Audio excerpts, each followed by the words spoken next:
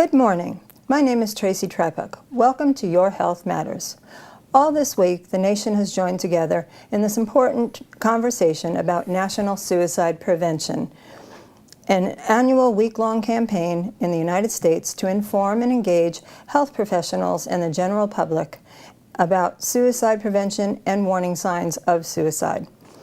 This week also coincided with World Suicide Prevention Day, which occurred this Wednesday, September 10th.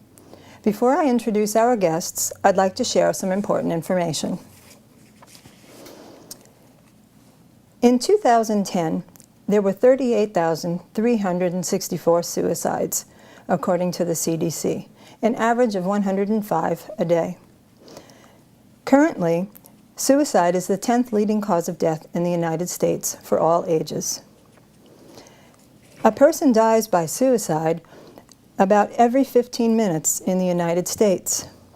An attempt is made about once every minute. While we are producing this show, 2 persons may have died from suicide, and 30 persons may have made a suicide attempt. 90% of all people who die by suicide have a diagnosable psychiatric disorder at the time of their death. There are more than 4 male suicides for every female suicide, but 3 times as many females attempt suicide than males.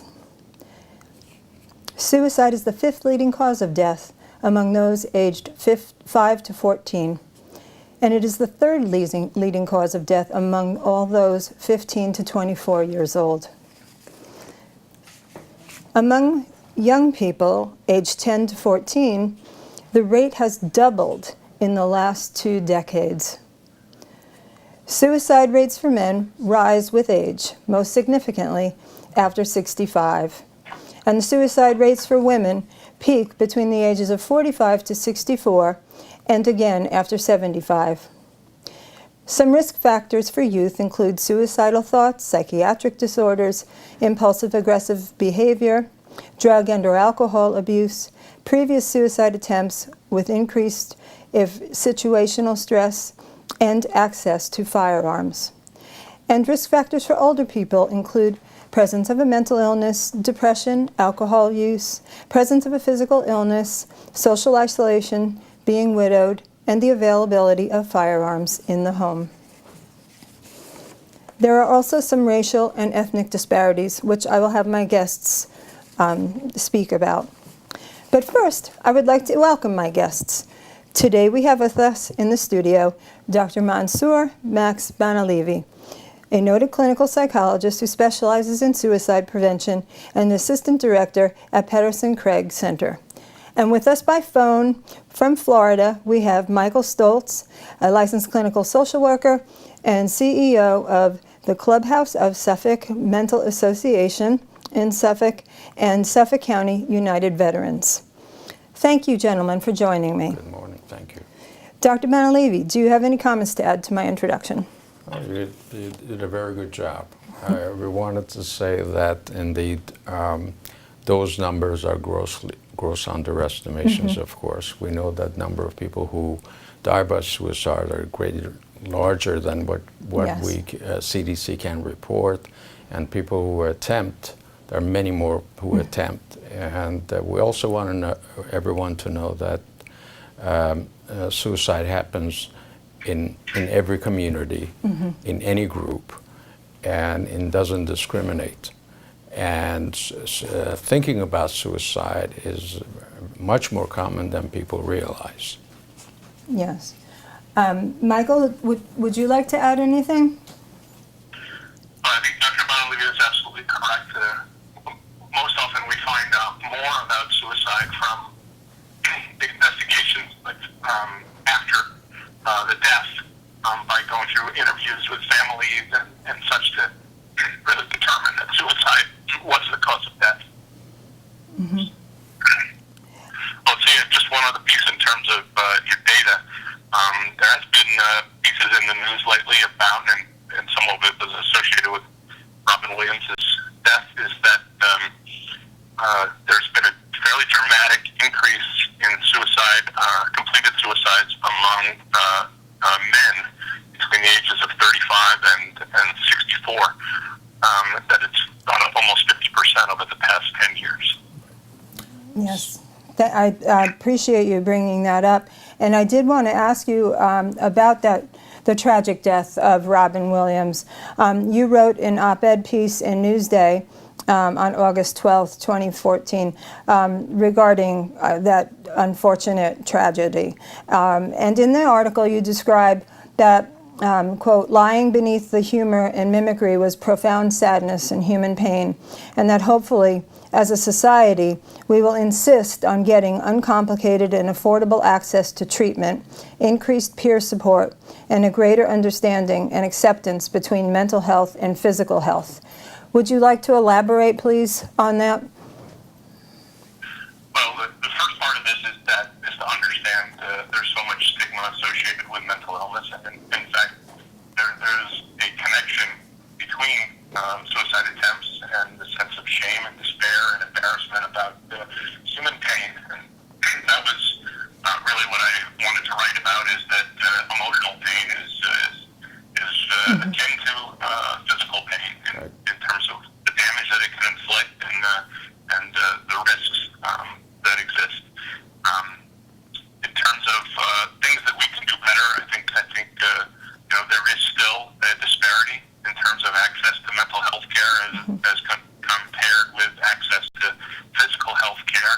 And hopefully, certainly the Affordable Care Act and all the plans on the exchanges and such included a mental health benefit because of past successful parity legislation. But we still have work to do in terms of making sure that the people who need help get to help, and in terms of making sure there's an adequate capacity of mental health slots availability in the community, whether it's private or through our publicly funded clinics. Okay, yes. And before you respond, Dr. Banilivy, I do want to assure our viewers that at the end of the show, we will be putting up some hotline numbers and some websites that you can have access to in case you or a family member or loved one, need to access those numbers in need of assistance. So, Dr. Banilivy, would you like to respond? Absolutely. We just wanted to highlight that I think what we want the audience to know that 1 out of every 20 people at any one time in a 2-week period of time could think about suicide. So thinking about suicide is a common phenomenon.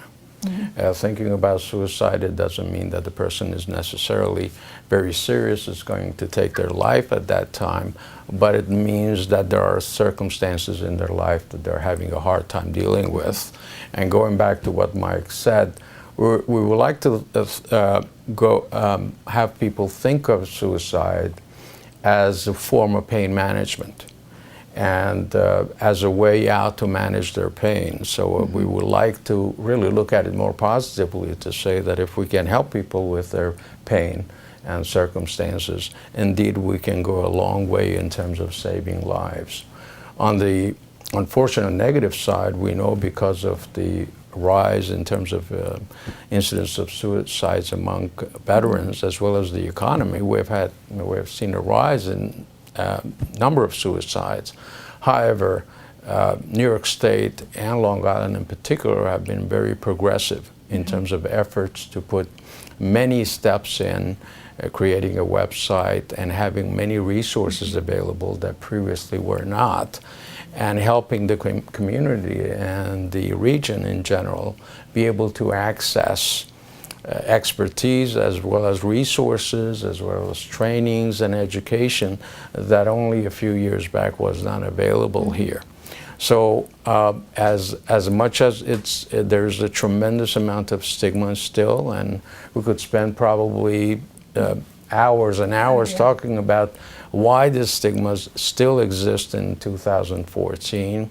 And the stigmas had to do a great deal about misunderstandings, misinformation. So there are many, many myths now that we have started to eat away at, to eradicate those.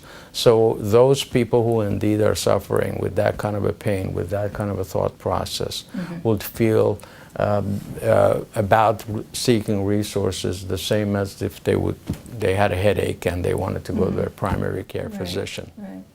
Could you dispel one of those myths right here with regard to people saying that they're afraid to actually broach the subject about suicide with someone who they think is suicidal because they think that that's going to push them to actually commit? This is probably one of the better ones you could pick because particularly with youth that we know about during the course of the high school, one out of 4 high school students may think about suicide, and we know many professionals are very, very concerned about even approaching the subject with youth, but for that matter with anyone to bring it up. That's one of the myths that we know that is not true at all, and that is asking people, and particularly asking people directly about suicide, does not plant the seed. People are no more likely to do anything about it than they would be if you ask them to give you all the money they have in their savings account. So we know that asking people directly about suicide, in fact, helps. And we need to ask ourselves the question as to what are the people who are thinking about suicide they're actually looking for from us. And we're finding out that they're really looking for us to be approaching them, asking them about their thoughts, and whether they indeed have had those thoughts in the past. And can you provide them with help? Right, we can provide them, and we know hopefully through your program today and some of the resources you're going to provide, they're going to know that if they have had those thoughts and they are thinking about it, there are people and places they can actually call and find out information about it, as well as get the kind of help they need. Okay. First to you and then to Micheal. I see that suicide prevention is organized into 3 strategies, the suicide prevention and then intervention and then postvention. Could you briefly describe the different strategies? I'll be happy to. First of all, I want to work backwards in saying we'll look at postvention as prevention. That is not just by prevention we mean to provide gatekeeper training, education, and awareness, like September 10th, which is the World Suicide Prevention Day, and this week is the National Suicide Prevention Day, as a way of bringing attention to it and educating people as to what suicidal thinking is and is not, and making people aware and giving them resources.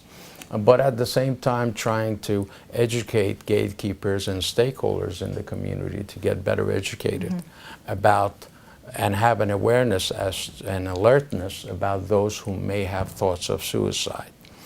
Intervention has more to do with what do you do with an individual who's seriously thinking about suicide, or even they may not be thinking about suicide because the thought may have crossed their mind.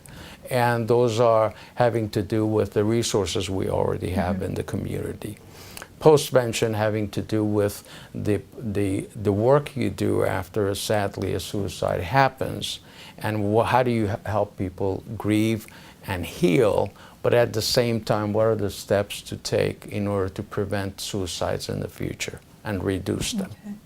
Micheal, would you like to add anything to those strategies? I think Dr. Banilivy did a wonderful job explaining those aspects of suicide. I would just have an addition in terms of post an attempt. Almost 20% of people who complete suicide have attempted suicide previously, and in terms of work that we had, we would like to see happen is kind of better handoffs from hospitalization admissions or emergency room visits into care. That people who tend to get care for depression, for other mental health disorders, and for suicide attempts, the risk of suicide attempts reduces dramatically when they're in care. Unfortunately, our system of mental health care is still evolving. We don't have the strong handoffs from hospital to community care, and then to be diligent in ongoing kind of monitoring and support. And as I wrote about, peer support is most important for people who have been through depression and mental health challenges and substance abuse before. That is when the risk factors are highest. It's after people have made an attempt, and we can do better in terms of helping to reduce the risk. So continuity of care among health professionals and within the community and the family then would be very important. Okay. Could you, Michael, could you give us just a few warning signs that a person is depressed and maybe thinking of suicide? Sure. It tends to be the distinction between, if you say, things that people talk about and the way that people behave. So people who are thinking about, as Dr. Banilivy said, and a large percentage of people almost at any one time or have thoughts about hurting themselves or taking their life. People talk about hurting themselves, talk about having no reason to live, being a burden to others, have anger, seeking revenge for things that have happened to them, or feeling trapped, or having unbearable pain. Those would be things that people might talk about. And then we also look at actions, at behaviors. So behaviors might be an increased use of alcohol or drugs, trying to find ways to hurt themselves, like searching online to find information about taking your own life, or methods. Withdrawal is a significant sign. Changes in sleep, changes in eating and appetite, more risk-taking, giving away possessions. Those might be the kinds of behaviors. So when we think of warning signs, we think of what people say, and we think of how people act. Okay. Dr. Banilivy, tell our viewers of some resources that are available in times of crisis. There are, it's certainly the response of Suffolk County as an example. In terms of, I'm going to focus on some of the local things that exist at this point, which people can access very easily. A lot of people in the privacy of their homes, we have developed a website, preventsuicideli.org, which I think you're going to show your audience. Yes. I would strongly urge everyone to go and just browse. We have a tremendous resource there with regard that people can download the information that they can have, where to call certain agencies, including Pederson-Krag and other agencies in Suffolk and Nassau that they can contact. There are a number of crisis hotlines. You're going to be listing them that they can access. Most importantly, that anyone among your audience who has thought about it, who is thinking about it, and is going through a difficult time, they should just simply tell somebody about it. We want to mention, most importantly, that we don't consider suicide just a mental health issue. We consider it a public health issue. And as such, we want everybody to know, and that's why we focus so much on training everyone in the community, gatekeepers and stakeholders, not just mental health professionals, to be alert to the signs and know how to interface with individuals who have suicidal thinking. Well, for both you and for Michael, and Michael, you can go first here. How important is the family in a time like this, as far as support or other support systems, and does a family actually, can they pick up on these signs, or do they know when to seek help? I mean, Let me just, if I could, just take a liberty here and step back to community resources, because part of my agency is devoted to at-risk veterans, and I'll dovetail into your question about families. But it's been pretty well documented about the increase in suicides among veterans, and as you're giving out the hotline information, there is a veterans crisis line at 1-800-273-8255, and this is important partly because related to your question, we have a project under our umbrella called the Joseph B. Dwyer Veterans Peer Support Project, and our staff is all veterans who are intimately experienced with mental health challenges and transition challenges among people who are former military. Our calls, going to your question, predominantly come from family members who find out about our resources. And I'm particularly talking about our veterans here, but I would say also many other crisis lines. The calls come from family members who say, what is it that I can do because I see the following, or I hear the following from my loved one.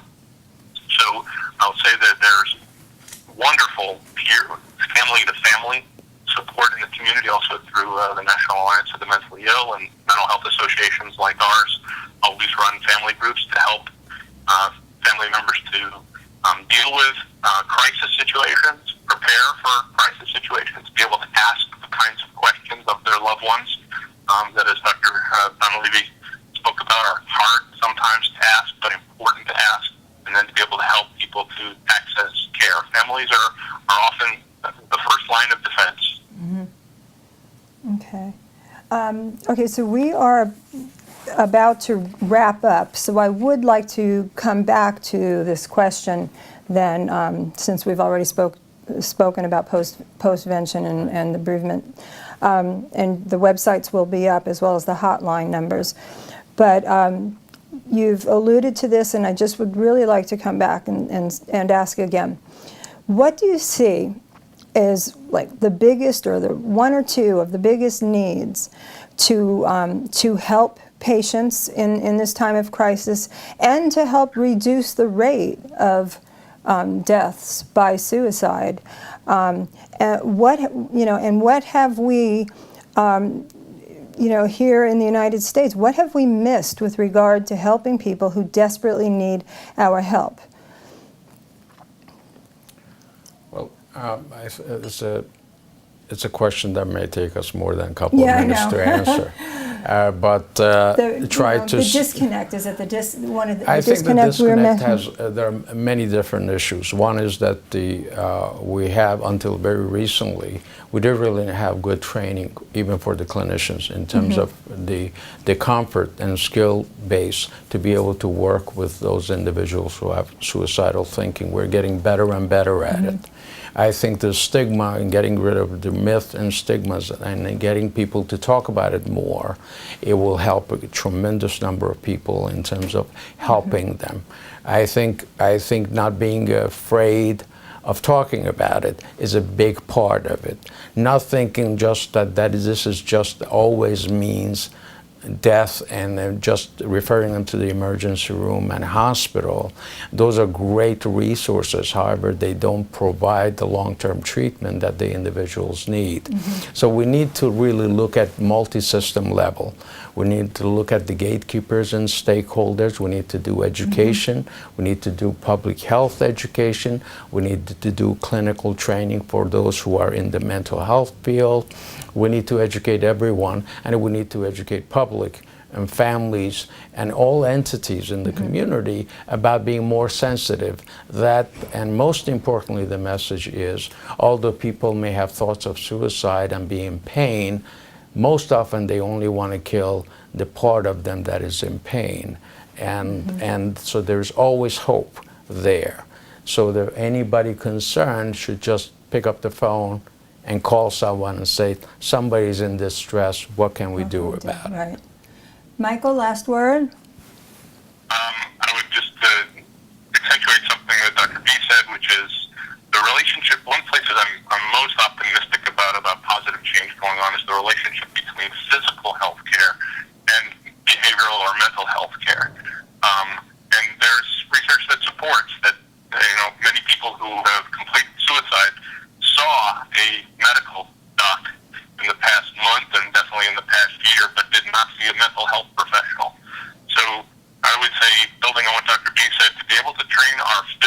health providers, particularly in the primary care settings, to be able to recognize depression, be able to ask the question about suicide risk, and be able to make really quick and easy linkages to behavioral health care. So we're seeing a lot of change starting to happen in our physical health and behavioral health systems that are going to improve and kind of reduce that gap. Okay. Well, thank you. Thank you, Dr. Banilivy and Micheal Stoltz, for speaking with us today about this very important topic of suicide prevention. Please tune in next week for another Your Health Matters with Tracy Trypuc. I am hoping to have a special guest on the show to discuss this enterovirus D68 that is sending so many children to the hospital. Thank you, and I wish you a safe and healthy day. Thank you. Thank you. Thank you, Micheal.